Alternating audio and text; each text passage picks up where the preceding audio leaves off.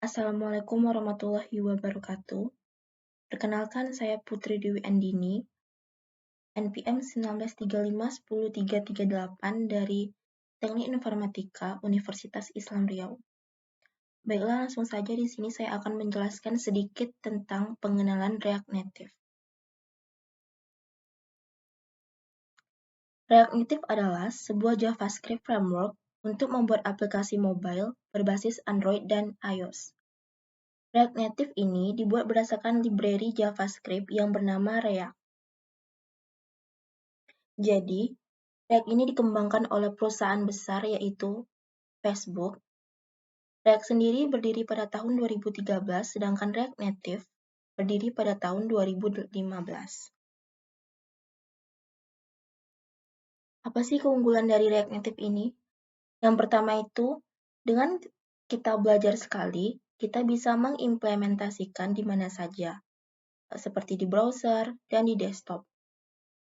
Yang kedua, karena menggunakan React, sehingga secara struktur, baik itu di browser atau di mobile, strukturnya bisa sama. Yang tiga, sangat cepat merefresh ketika melakukan perubahan di dalam codingan. Lalu, apa saja sih aplikasi yang digunakan untuk React Native ini? Salah satu contohnya yaitu Facebook, Instagram, Skype, dan Bloomberg. Yang kedua, persiapan environment. Aplikasi yang digunakan untuk menjalankan React Native ini, yang pertama itu Node.js, Git, Android Studio, text editor, extension dan akumulator, serta beberapa environment. Kelebihan dan kelemahan dari Expo dan CLI.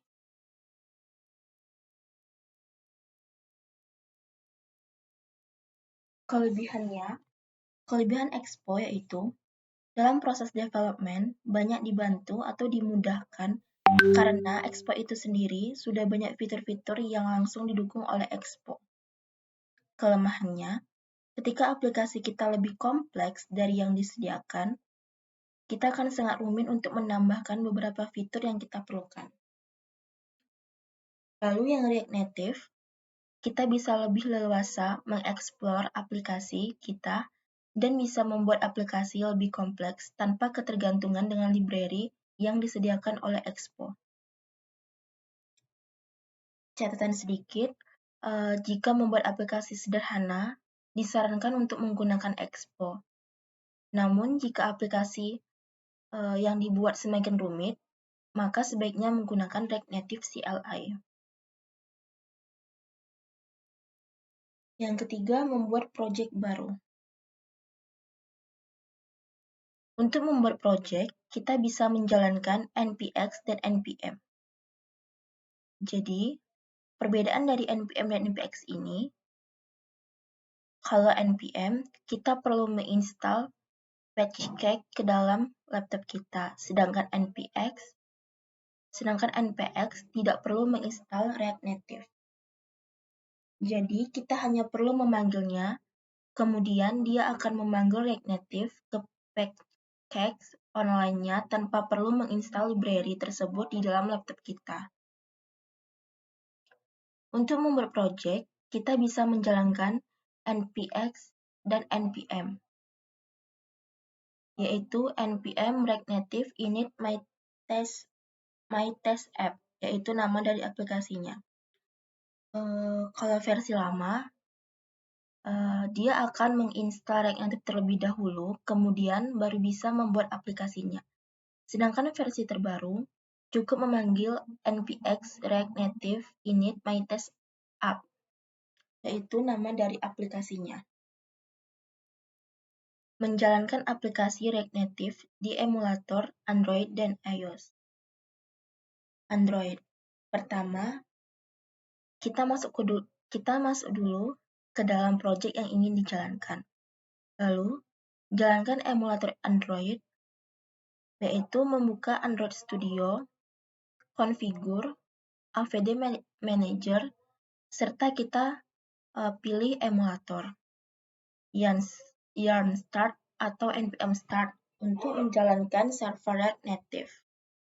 Lalu yarn Android, yaitu menginstal aplikasi Android ke emulator.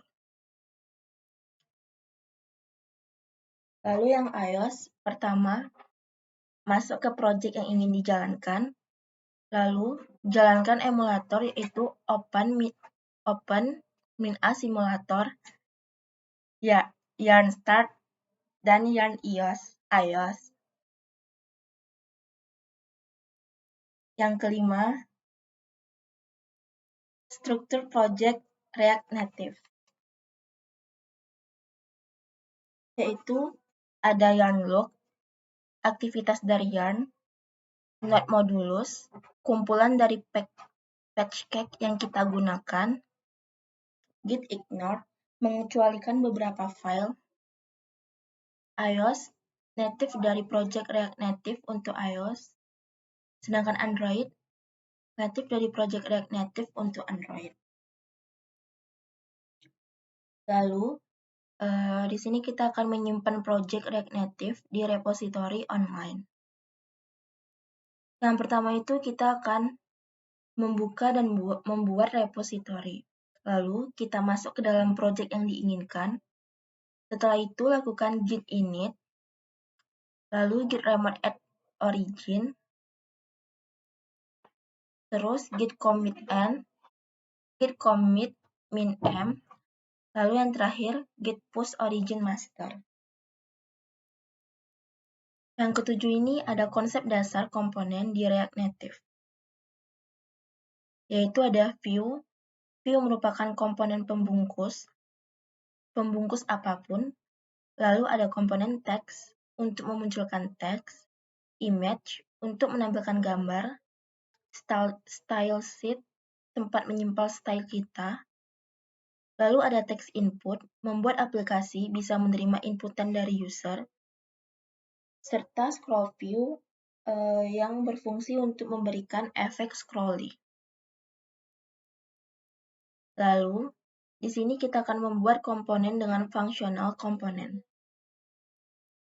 yaitu text. Pertama, buka apps.js, lalu buka function komponen, return komponen text dan import, export default app.